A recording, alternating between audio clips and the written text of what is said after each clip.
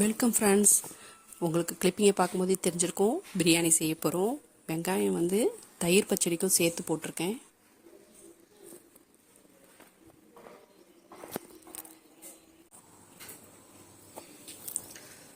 First அடுப்பை பற்ற வச்சுக்கலாமா?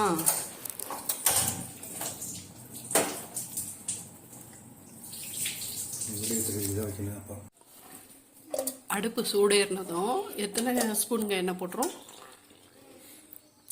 200 கிராம் கடல் எண்ணெய், நல்லெண்ணெய் எல்லாம் சேர்த்து நெய் ஒரு வீட்டில் தயாரிக்கிற நெய்யை தான் யூஸ் பண்ணுறோங்கிறத இந்த இடத்துல பதிவு பண்ணிக்கிறேன். சூடான பட்டை, கிராம்பு, ஏலக்காய் எல்லாம் 4 வெங்காயம் 300 கிராம் நறுக்கி வச்சுக்கலாம். என்னங்க, தக்காளியும் 400 கிராம் தக்காளி, தயிர் வந்து 200 கிராம் போதும், லெமன் 2 லெமனோட ஜூஸ், புதினா மல்லியில் 1 கைப்பிடி அளவு.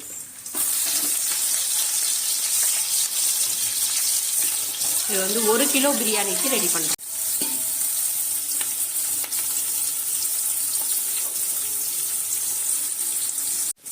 இந்த அளவுலாம் கரெக்டாக செஞ்சிங்கன்னா பிரியாணி நல்லா டேஸ்ட்டாக வரும். இது வந்து 1 கிலோ பிரியாணி அளவு. சிக்கன் 1 கிலோ, இஞ்சி பூண்டு பேஸ்ட் வந்து 200 கிராமு, எல்லா அளவும் சொல்லிட்டேன். அரிசி 1 கிலோ, உப்பு வந்து நம்ம தேவைக்கு அளவு.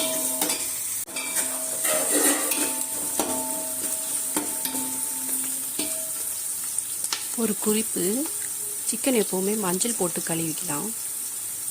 எந்த மீட்டாக இருந்தாலும் அதில் இருக்கிற கிருமிலாம் அழிஞ்சிடும். அதுக்காக இது வந்து அபியோட ஸ்டைல். நான் செய்கிற பிரியாணி இல்லை, இது அபியோட ஸ்டைல். அபி செய்கிறாங்க. பார்த்துட்டு ஃபீட்பேக்லாம் சொல்லுங்கள், செஞ்சு கொடுங்க. புதினா மல்லி சும்மா எண்ணெயில் ஒரு வாசனைக்கு, பச்சை மிளகாய் அது அப்புறமா போட்டு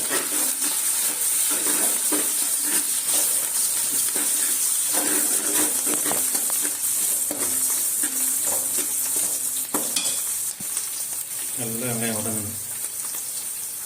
வெங்காயம் எவ்வளோ ஃப்ரை ஆகுதோ அவ்வளோ டேஸ்ட் இருக்கும் பிரியாணி. இந்த நேரத்துக்கு வரக்குள்ள இஞ்சி பூண்டு ஆட் பண்ண வேண்டியதாக.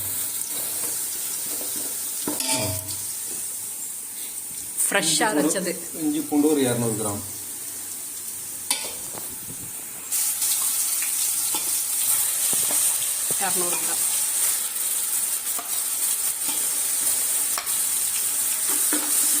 பூண்டோட அளவு அதிகமாக போடணும். 3 பங்கு பூண்டு வந்து இப்போ 200 கிராம் அரைக்கிறோன்னா 3 பங்கு பூண்டு போட்டுட்டு 1 பங்கு தான் வந்து இஞ்சி சேர்த்து. அப்போ வந்து 150 கிராம் பூண்டு, 50 கிராம் இஞ்சி அந்த மாதிரி ஆட் பண்ணோன்னா அது நல்லா டேஸ்ட் கொடுக்கும், ஃப்ளேவர் கொடுக்கும், எல்லாமே கொடுக்கும் பிரியாணி.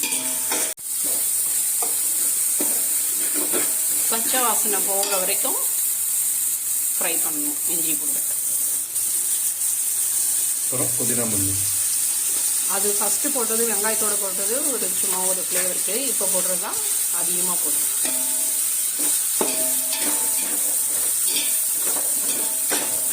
புதினா மல்லி வதங்கினது கூட கறியை போட வேண்டியது.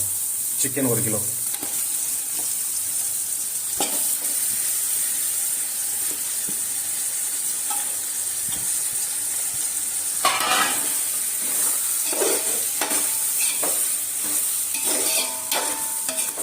இஞ்சி பூண்டு வாசனை அப்படியே இஞ்சி பூண்டுலேயே வாசனையாக இருக்கணும். தேவையான அளவு, ஒவ்வொருத்தங்க டேஸ்ட்டுக்கு தகுந்த மாதிரி. முடிஞ்சோன்னா தக்காளியும் பச்சை மிளகாயும். பச்சை மிளகாய் வந்து 1 கிலோவுக்கு ஒரு 6 பச்சை மிளகாய் எடுத்துக்கலாம் போதும். இதுவே நிறையா தான், இவர் தான் நிறையா போட்டார், நான் கொஞ்சம் கம்மி பண்ண சொல்கிறேன்.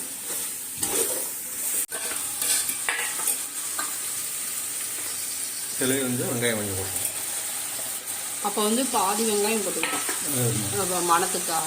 இப்போ தான் வந்து மீதி இருக்கிற வெங்காயம் சேர்ப்போம்.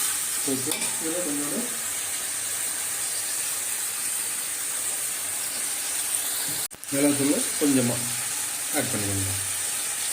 பச்சை மிளகாய் 6-7 போட்டிருக்கோம்.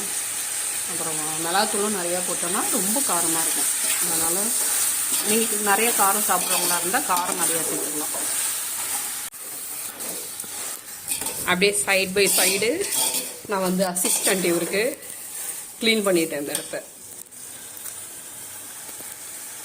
தயிர் ஒரு 200 கிராம். தக்காளி வந்து இவங்க வந்து நல்லா வதங்கக்கூடாதுன்னு சொல்கிறாங்க. இவங்க மெத்தட் வேறு மாதிரி இருக்கும். இவங்க மாஸ்டர், அதனால் அப்படி தான் செய்வாங்க.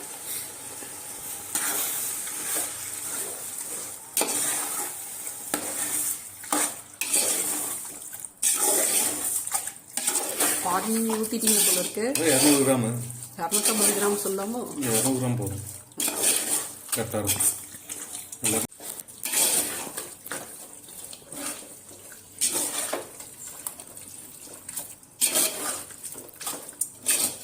உங்களுக்கு எப்படி சமைக்க தெரியும்? எப்போ கற்றுக்கிட்டேன்? நானாக கற்றுக்கிட்டேன். எப்போன்னு? எப்போ ஃபாரினில் இருக்கக்குள்ள கற்றுக்கிட்டேன். பிஃபோர் மேரேஜா ஆஃப்டர் மேரேஜா? Before marriage. ஆனால் எனக்கு வந்து நம்ம மேரேஜுக்கு அப்புறம் ஒரு 4-5 வருஷம் ஆனதுக்கப்புறம் தான் ஒரு தடவை செஞ்சு கொடுத்தீங்க இல்லை? அதெல்லாம் நல்லாவே இல்லை. அதுக்கப்புறம் நீ சமைக்கவே வேணான்னு சொல்லிட்டேன், ஞாபகம் இருக்கா? ஆனால் இப்போ நல்லா ப்ரோ ஆயிட்டீங்க பிரியாணியில். இப்போ வந்து என்னோட பிரியாணி நல்லா இல்லை, அவரோட பிரியாணி தான் நல்லா இருக்கு. ஒரு 5 நிமிஷம் அப்படியே மூடி வச்சிட வேண்டியதான். கொஞ்சம் கறி வேகிற வரையும். தயிர் சேர்த்ததும் தண்ணி விட்டுருக்கு. லெமன் ஜூஸும் ஆட் பண்ணிட்டீங்க. அதெல்லாம் எதுவும் பண்ணல. அது வந்து தண்ணி தயிர் மட்டும் போட்டிருக்க. அப்படி மூடி கிண்டி விட்டு மூடி வைக்கணும். ஒரு 5 நிமிஷம் மூடி வச்சா போதும். கறி கொஞ்சம் அரை வேக்காடு வேகணும். ஆஃப் குக்கா சிக்கன் ஆகுதுனாக்கா அப்புறம் ஃப்ரை பண்ண கரெக்டாக இருக்கும். அரிசி போடக்கூடாது, ஃபுல்லாக குக் ஆகிடும். ரொம்ப குக்கிங் ஆச்சுனாக்கா அப்புறம் நல்லா இருக்காது. கறி கிடைக்காது. எடுக்கக்குள்ள சாப்பாடு எடுக்கக்குள்ள கறி கிடைக்காது. இப்போ திறந்து 5 நிமிஷம் முடிஞ்சு இப்போ திறந்து பாருங்க. அப்படியே இந்த ஃப்ளவர் வந்து அப்படியே கலர் வந்துருக்குல்ல, இந்த கலர்ல ஒரு கிண்டு நம்ம எதுவும் கலர் ஆட் பண்ண போறது இல்லை. எதுவும் ஆட் பண்றது இல்லை, வேண்டாம். மோஸ்ட்லி நம்ம கலரை ஆட் பண்ணுறாங்க. ஆட்டோமேட்டிக்காக அந்த பத்து கொடுக்குறாங்க, மிளகாத்தூள் கொடுக்குறாங்க, அந்த கலர் வந்துடும். அதில் கொஞ்சம் வேண்டாக்கா பிரியாணி பொடி வேண்டாம் தூக்கிங்க, கொஞ்சம் லைட்டாக வேண்டாக்கா வாசனைக்கு பிரியாணி மசாலா போட்டுக்குங்க.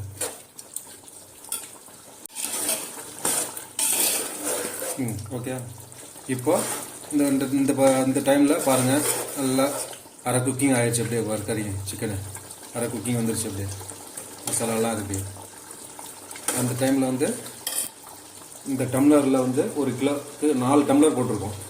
4 டம்ளர் தண்ணி, 4 டம்ளருக்கு 4 8 டம்ளர் தண்ணி ஊற்றணும். கரெக்டாக இருக்கும். இது வந்து நம்ம சாதம் அடிக்கிற அரிசி, ஒயிட் ரைஸ் போடுற அரிசி, புழுங்கல் அரிசி, அதனால 2 டம்ளர் வைக்கிறோம். 1க்கு 2 ஆமாம். இதே பாஸ்மதி அரிசி, பச்சை அரிசிலாம் யூஸ் பண்ணோம்னா 1க்கு 1 1.5 அந்த மாதிரி. ஓகே. தண்ணி 4 டம்ளர் தண்ணி ஊற்றுவோம்.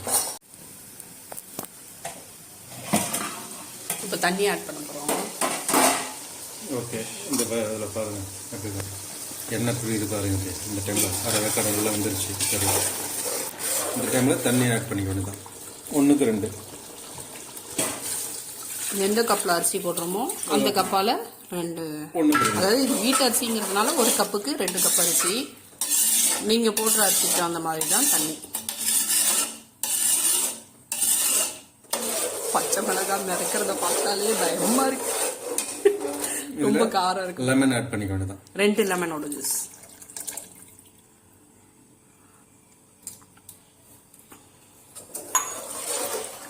இந்த டைம்ல நம்ம உப்பும் சேர்த்துக்கணும்.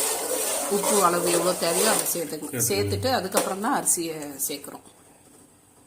இப்போ என்னங்க பண்ண போகிறோம்? இந்த ஸ்டேஜ் வந்தோடனே பாருங்க நல்லா கொதிக்குது. இந்த டைமில் அரிசி போட வேண்டியதான். இப்படி ஒவ்வொரு விஷயமும் நம்ம கரெக்டாக அந்தந்த ஸ்டேஜில் செய்ய தான் அது வந்து பிரியாணிக்கு ஒரு ப்ளஸ் இல்லைங்களா? நல்லா டேஸ்ட் இருக்கும். கரெக்டாக ஒவ்வொரு ஸ்டேஜும் கரெக்டாக பார்த்து செய்யணும். அரிசி போட்டோன்னே அப்படியே லைட்டாக அப்படியே மேலே ரொம்ப கிண்டக்கூடாது, அரிசி உடையும். லைட்டாக கிண்டிட்டு ஒரு 10 நிமிஷம் மூடி வைக்கணும். முடிஞ்சு மறுபடியும் ஓப்பன் பண்ணி பாருங்கள். அப்படியே மேலோட்டமாக ஒரு கிண்டு கிண்டு மாதிரி.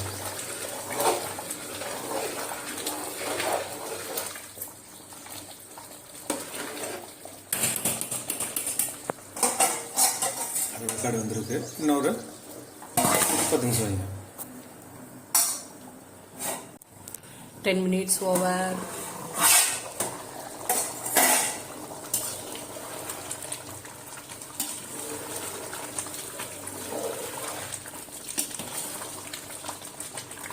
இந்த ஆவி பறக்கிறதுல கிளியராகவே தெரியல.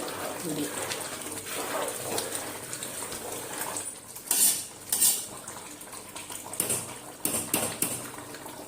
ரைஸ் எடுத்துக்காமீங்க.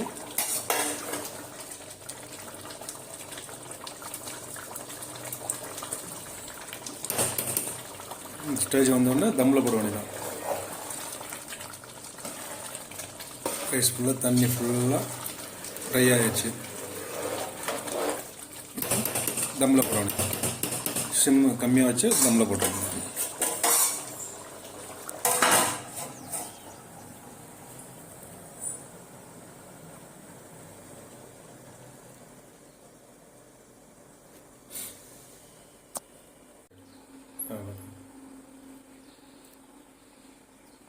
இப்போ தம் ஆயிட்டு இருக்குது. நல்லா சிம்மில் வச்சுருக்கோம். சிம்மில் வச்சுருக்கோம்.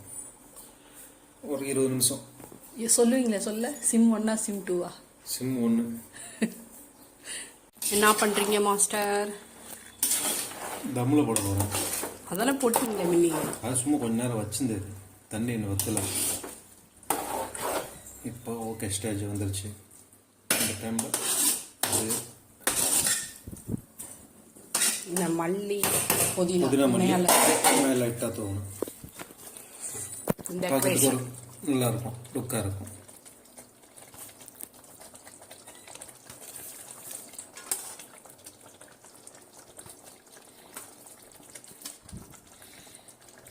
ஓகே முடிஞ்சு.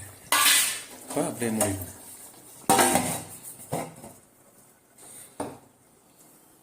போட்டு ஒரு 1/2 hour நல்ல சிம்மில் இருக்கும். சிம்மில். என்ன பண்ண போறீங்க மாஸ்டர்? பிரியாணி ரெடி ஆயிடுச்சு. முடிஞ்சு விட்டாரு. இப்போ பாருங்க அப்படியே ஆவி வருதா?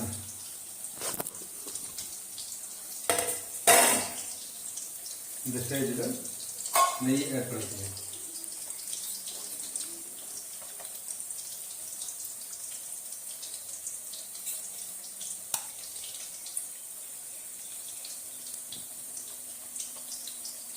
நீங்கள் ஃபஸ்ட்டு நெய் போட மாட்டேங்கிறீங்க, லாஸ்ட்டில் தான் போட்டு. லாஸ்ட்டில் போட்டால் தான் அந்த சாப்பாடு தம்மில் வந்து நல்லா இருக்கும். எல்லா பக்கமும் ஸ்ப்ரெட் ஆகும். அப்படியே தம் இப்போ சாப்பாடை திருப்பி போடக்குள்ள இந்த மனம் நல்லா வரும்.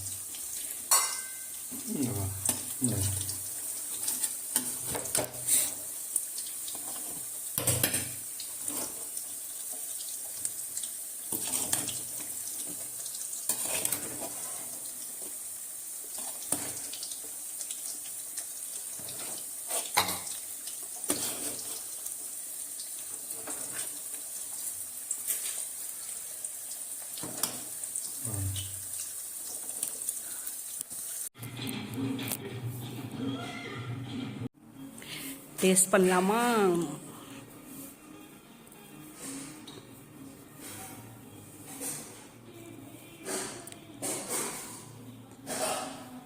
சூடாக இருக்கு.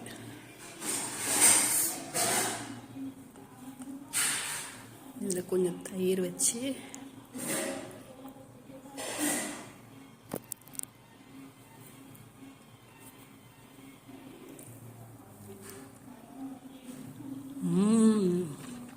வா சூப்பருங்க.